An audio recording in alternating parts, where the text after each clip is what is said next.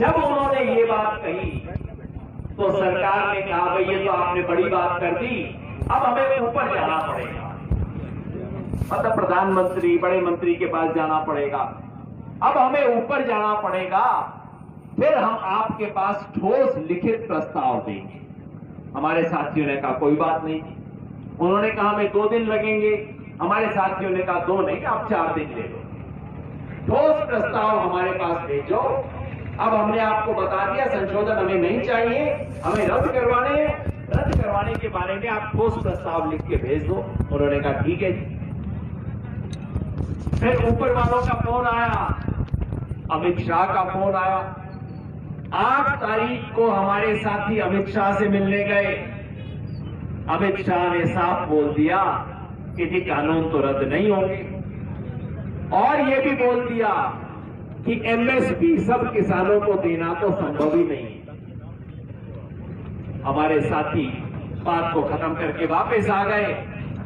अगले दिन 9 तारीख को सरकार ने लिखित संशोधन भेज दिया, लिखित प्रस्ताव भेज दिया। वो प्रस्ताव क्या था? 5 तारीख को सरकार ने मुंह जुबानी जो बात कही थी उसी बात को लिख के भेज दिया। जिस बात को हम 5 तारीख को खारिज करके आए थे, हम बोल के आए थे कि नहीं भाई ये संशोधन हमें मंजूर नहीं है, 9 तारीख को सरकार ने बासी रोटी दोबारा हमारे सामने रख दी कि लो जी हम ये संशोधन कर देंगे, ये संशोधन कर देंगे, ये संशोधन कर देंगे। और सरकार का जो दरबारी मीडिया है, जो गोदी मीडिया है, उसने कहना शुरू किया लो जी सरकार ने जो किसानों की बातें मान ली, ये मान ली, ये मान ली, ये मान ली। हमने कहा हमने तो मांगी नहीं थी, जो हमने मांगी है उसको आप बात नहीं कर रहे हो, उसका जिक्र नहीं, उसकी कोई चर्चा नहीं, और जो हमने मांगा नहीं कह रहे हो मान ली, मान ली, मान ली, ये कह सकते हैं। तो हमने वहीं पे उस प्रस्ताव को खारिज कर दिया। हमने कहा कि जब तक आप कोई नया लिखित प्रस्ताव लेके नहीं आओगे तब तक बात नहीं होगी। सरकार ने 6 दिन पहले फिर चिट्ठी भेजी 20 तारीख को कि वार्ता करो जी। हमने कहा आपने कोई लिखित प्रस्ताव नहीं भेजा है। सरकार क्या करती थी? सरकार अपना मीटिंग का एजेंडा बना के हमारे पास कर देती थी, और हम क्या सरकार पूछती थी अच्छा जी आप बताओ कानून में क्या गड़बड़ी है। हम बताते थे जी 1 गड़बड़ी है, 2 गड़बड़ी है, 3 गड़बड़ी है, और सरकार पलट के कहती थी किसानों ने हमसे 3 संशोधन मांगे हैं, हमने संशोधन नहीं मांगे थे, हम कह रहे थे गड़बड़ी है इसलिए इस कानून को खत्म करो। सरकार चालाकी से हर बार उसको बदल के कह देती थी कि हमें तो संशोधन मांगा था किसानों ने, हमने कर दिया उसको। और इस सड़क पे आपने ये नया मंच बना है जहां अभी इस समय योगेंद्र यादव जो है वो संबोधित कर रहे हैं किसानों को। और यहाँ पर अब राजस्थान के किसान हैं, गुजरात के किसान हैं, हरियाणा के किसान हैं और महाराष्ट्र के भी किसान यहाँ पर। अब आप कह रहे हो ना मुद्दे हम तय करें, अब हम आपको बताते हैं मुद्दे क्या। तो कल की मीटिंग में हम सब लोगों ने सर्वसम्मति से संशोधन हो कि ना संशोधन हो इस पे चर्चा नहीं होगी। हमने कहा आपने पूछा है ना हमसे कि क्या मुद्दे हम बता देते हैं। ये सोचते हैं किसानों को चीजें आती नहीं है, वो 20-30 साल पुराने मामले थे। अब किसान का बच्चा भी थोड़ी अंग्रेजी भी समझ लेता है। अब किसान का बच्चा पढ़ा लिखा है, आपको बेवकूफ लगता होगा पर आज किसान का बच्चा भी पढ़ लिख लेता है। हम आपको एजेंडा बताते हैं तो चर्चा इस पे नहीं होगी कि 3 कानूनों को रद्द किया जाए कि ना किया जाए, संशोधन हो कि नहीं हो इस पे चर्चा नहीं होगी, रद्द कैसे किया जाए इसके ऊपर चर्चा होगी। ये होगा आइटम नंबर 1। दूसरा आइटम हमने कहा कि किसान को न्यूनतम समर्थन मूल्य की कानूनी गारंटी देने का तरीका क्या होगा इसके ऊपर चर्चा होगी। मतलब इस पे चर्चा नहीं होगी कि न्यूनतम समर्थन मूल्य मिले कि ना मिले। चर्चा इस पे भी नहीं होगी कि न्यूनतम समर्थन मूल्य कितना होना चाहिए, क्योंकि वो स्वामीनाथन कमीशन ने 15 साल पहले तय कर दिया था और वो हमने लिख दिया है। राष्ट्रीय किसान आयोग, स्वामीनाथन कमीशन का सरकारी नाम था राष्ट्रीय किसान आयोग।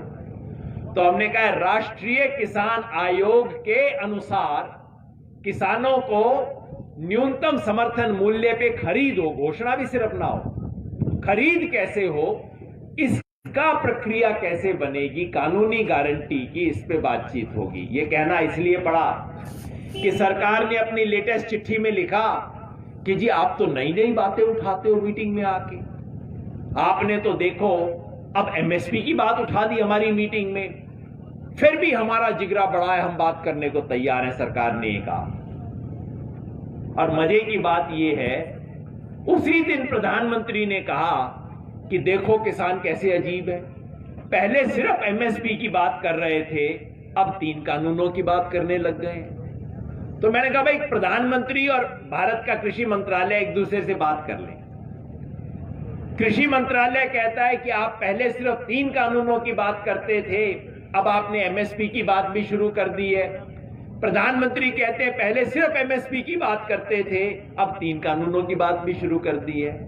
हकीकत यह है कि पहले दिन से हमने दोनों बात हर बार कही है, ये 3 कानून वापस लो और एमएसपी की कानूनी गारंटी दो। क्यों? कि भाई मोदी जी हमें गिफ्ट देना चाहते हैं ना, मोदी जी हमें उपहार और सौगात देना चाहते हैं। हम कहते हैं मोदी जी अपनी गिफ्ट आप अपने घर रखो, और क्योंकि आपको उपहार देने का मूड आ ही गया है तो मैं मुंह खोल के बता रहा हूं मुझे क्या चाहिए। किसान को दान नहीं दाम चाहिए, हमें अपनी फसल का पूरा दाम कानूनी गारंटी के साथ चाहिए, ये दे दो। तो हम दोनों चीज कह रहे हैं, इसलिए हमने आइटम नंबर 2 लिखा है, किसान को राष्ट्रीय किसान आयोग के हिसाब से तय की गई न्यूनतम समर्थन मूल्य एमएसपी सरकारी रेट, उस पर कानूनी गारंटी देने की प्रक्रिया और प्रावधान क्या होंगे, इसके बारे में चर्चा करेंगे। तीसरा आइटम, सरकार ने जो पराली का कानून बनाया है, जिसके अंदर किसान पे 1 करोड़ रुपए तक की सजा और 5 साल जेल की सजा बनाई है। तो हमने तीसरा आइटम यह बनाया है कि आपका वायु प्रदूषण कानून एनसीआर का जो बना है, बाकी उसमें इंडस्ट्री के बारे में है, फैक्ट्री के बारे में है, हमारा उससे कोई मतलब नहीं है, आप जानो, फैक्ट्री वाले जाने, इंडस्ट्री वाले जाने, मगर इस कानून का में कोई भी सजा किसान को नहीं मिलनी चाहिए। इसके लिए कैसे आप इसमें संशोधन करेंगे? वो कानून तो इस बात का बनना चाहिए कि आप किसान की मदद कैसे करो। बार बार सारी कमेटियां कह चुकी हैं किसान को पराली जलाने का कोई शौक नहीं है।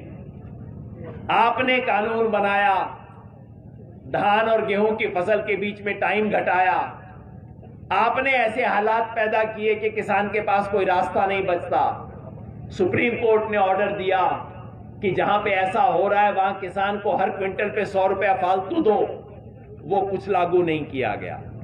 बार बार सारे एक्सपर्ट कह चुके हैं ये पराली का मामला डंडे से नहीं सुलझेगा, किसान की मदद करने से सुलझेगा। किसान को मशीन दो या उसको पैसा दो, तब जाके रुकेगा। तो हमने कहा है इस कानून से किसान पे कोई सजा का प्रावधान निकालने के बारे में हम चर्चा करेंगे। और चौथा बिजली कानून है। बिजली कानून भी बहुत चीजों के बारे में है। हमारा सिंपली ये कहना है, इस बिजली कानून से किसान को जहां जहां सस्ती बिजली मिलती है, पंजाब में तो फ्री मिलती है, बाकी जगह सस्ती मिलती है, किसान की सस्ती बिजली पे कोई असर इस कानून से ना पड़े, उसके लिए हम चर्चा करेंगे। तो आपके किसान साथियों ने कल 4 बिंदु का आइटम बना के भेज दिया है। पहली बार इस देश में किसान मीटिंग का एजेंडा तय कर रहे हैं कि मीटिंग क्या होगी हम बताते हैं। और हमने ये भी कह दिया इस क्रम में होगी, ये नहीं कि पहले बिजली वाले कानून की चर्चा हो, सबसे पहले 3 कानूनों को रद्द करने की प्रक्रिया के बारे में चर्चा होगी। ये चिट्ठी तो भेज दी, आज सरकार का जवाब आ जाए, क्योंकि चिट्ठियों के जवाब बड़े जल्दी देते हैं, और कुछ करें ना करें, चिट्ठियां बहुत लव लेटर बड़े लिखते हैं हमारे को। देखो जी, पता लग जाएगा। अगर उनकी नीयत हुई ठीक तो उन्हें, क्योंकि उन्होंने कहा था मुद्दे आप तय करो, हमने कर दिए। उन्हें सोचा नहीं था कि हम ऐसा काम कर देंगे तो हमने कर दिए। अब अगर उनकी नीयत है सच्ची तो कहेंगे ठीक है जी, आ जाओ 29 तारीख को 11 बजे इन 4 पॉइंट पे हम डिस्कशन करेंगे। और अगर सच्ची नहीं हुई तो आपको कल सुबह तक पता लग जाएगा। तो किसानों ने कर दिया, जैसे मैंने कहा, 100 सुनार की 1 लुहार की। किसान ने अपनी बात कर दी। इसके अलावा हमने तय किया है कि हमें सिर्फ चिट्ठियों का खेल नहीं खेलना, हम यहां आंदोलन करने आए हैं। आंदोलन को तेज करना है, आंदोलन को आगे बढ़ाना है, उसके लिए फैसले हुए हैं। पहला फैसला तो हमने आज लागू कर ही दिया। 27 तारीख को मन की बात सुन के मन की बात कान पक गए थे हमारे कि भाई कभी किसान के मन की बात भी तो सुन लो। सारे अपने मन की बात, मन की बात, मन की बात। इसलिए हमने तय किया था कि उस मन की बात के प्रदूषण से अपने कान को बचाने के लिए आज हम थालियां बजाएंगे, पीपे बजाएंगे, ढोल बजाएंगे, वो सब हमने कर दिया। और मैं विश्वास करता हूं कि हमारे में से किसी भी साथी के कान में वो आकाशवाणी वाले मन की बात तो नहीं पहुंची ना? हाथ उठा के बता दो जी, नहीं पहुंची ना? बस कान शुद्ध रहे। आप सबको बहुत बहुत बधाई। झूठ से कान में झूठ नहीं पड़ा, बहुत अच्छी बात है ना, सेहत अच्छी रहेगी इससे। दूसरा फैसला ये हुआ है कि हरियाणा में 25, 26, 27 तारीख को 3 दिन का कॉल था कि सारे जितने भी टोल है उन्हें फ्री करवा देना है। हरियाणा में 4 में से 3 तो बंद हो गए, 3/4 के करीब बंद हुए हैं, पूरे नहीं हुए अभी भी। तो कल फैसला हुआ है कि अब ये प्रोग्राम सिर्फ 3 दिन का नहीं होगा, अब अनिश्चित काल के लिए इसको बढ़ा देंगे।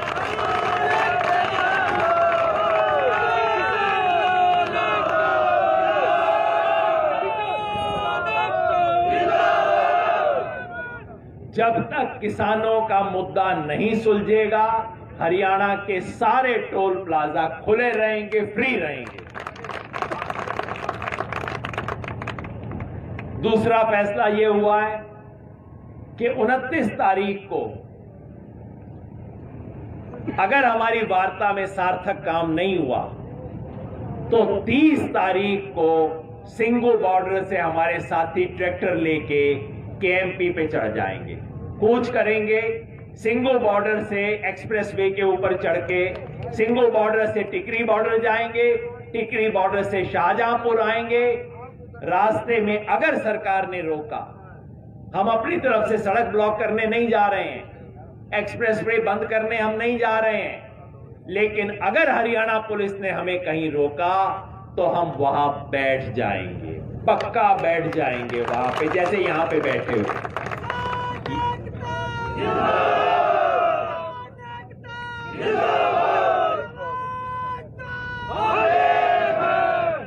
हमने, जैसे ये सड़क हमने नहीं रोकी है, ये बैरियर हरियाणा पुलिस के लगाए हुए, रेवाड़ी पुलिस दिख रहा है, हमने नहीं रोकी सड़क। हम तो दिल्ली जा रहे थे, कूच कर रहे थे। और ये बात मैं नहीं कह रहा हूं, सुप्रीम कोर्ट ने कहा। जब एक वकील साहब ज्यादा फुदक रहे थे कि जी किसानों ने रास्ता रोक रखा है, सुप्रीम कोर्ट ने कहा अच्छा बैरियर किसानों ने लगाए हैं क्या?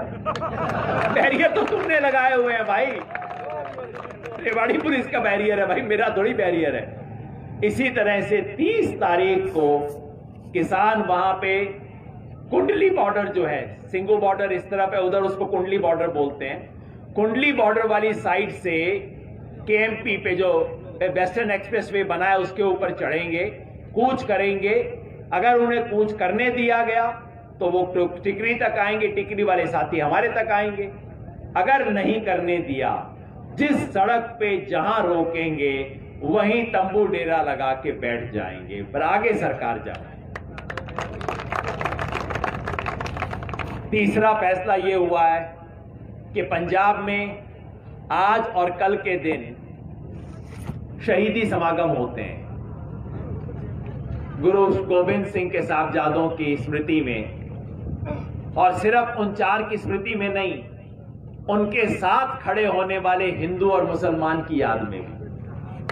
उनके साथ टोडरमल खड़ा हुआ, उनके साथ मलेरकोटला का नवाब भी खड़ा हुआ। तो हिंदू, मुसलमान, सिख सबकी एकता के रूप में, शहादत के रूप में, और उधम सिंह जी का जन्मदिन भी यहीं पड़ता है। तो आज और कल हम जितने भी मोर्चे हैं वहां शहीदों की याद में समागम करेंगे। आज हम में से कोई भी साथी आके उस शहादत का किस्सा सुना सके, उस शहादत को याद कर सके, तो मैं बेनती करूंगा हमारे मंच ऑर्गेनाइजर्स से कि उनको जगह दें और हम सब सुने, वो महान शहादत का किस्सा सुने, जिससे आज भी हम प्रेरणा लेते हैं, जिससे आज भी हम आगे बढ़ते हैं। सत श्री अकाल। और आखिरी छोटा सा फैसला हुआ है बड़े बड़े शहर में रहने वाले लोगों के लिए। सब लोग 31 तारीख को हैप्पी न्यू ईयर मनाते हैं। 31 तारीख की रात को न्यू ईयर मनता है जी। 1 तारीख को नए साल की शुरुआत होती है। तो हमने सब शहरी लोगों को दावत दी है कि 1 तारीख को आके हैप्पी न्यू ईयर आप हमारे साथ बिताओ, किसानों के साथ। उस दिन स्पेशल लंगर होगा। हमारे गुड़गांव से, दिल्ली से साथी आएंगे, उनको अपने मक्की की रोटी खिलाएंगे। हमारे इधर वाले साथी बाजरा की रोटी खिलाएंगे, उनको किसान की रोटी वो हमारे पास आएंगे, उन्हें खिलाएंगे। पूरे देश में किसान मोर्चों में हम शहरी लोगों को जोड़ेंगे, क्योंकि वो भी हमारे दोस्त हैं। सब लोग आएंगे, हैप्पी न्यू ईयर हम सब मिलकर मनाएंगे। और अगर 1 तारीख तक ये मामला नहीं सुलझता है, वैसे तो सुलझ जाना चाहिए। 2020 में इस देश में बहुत दुख हुआ, पूरा दुनिया को भी बहुत दुख हुआ। तो 2020 के साथ साथ हमारा दुख भी खत्म हो जाए तो बहुत अच्छी बात है। अगर नहीं हुआ तो 1 जनवरी को किसान आगू, किसान संगठन सब लोग मिलके एक बहुत बड़ी घोषणा करने वाले हैं। 1 तारीख तक वेट करेंगे। 1 तारीख को बहुत बड़ी घोषणा करेंगे। कुछ ऐसा काम जो 70 साल से इस देश में नहीं हुआ है, ऐसे आंदोलन की घोषणा की जाएगी 1 तारीख को। जिंदाबाद।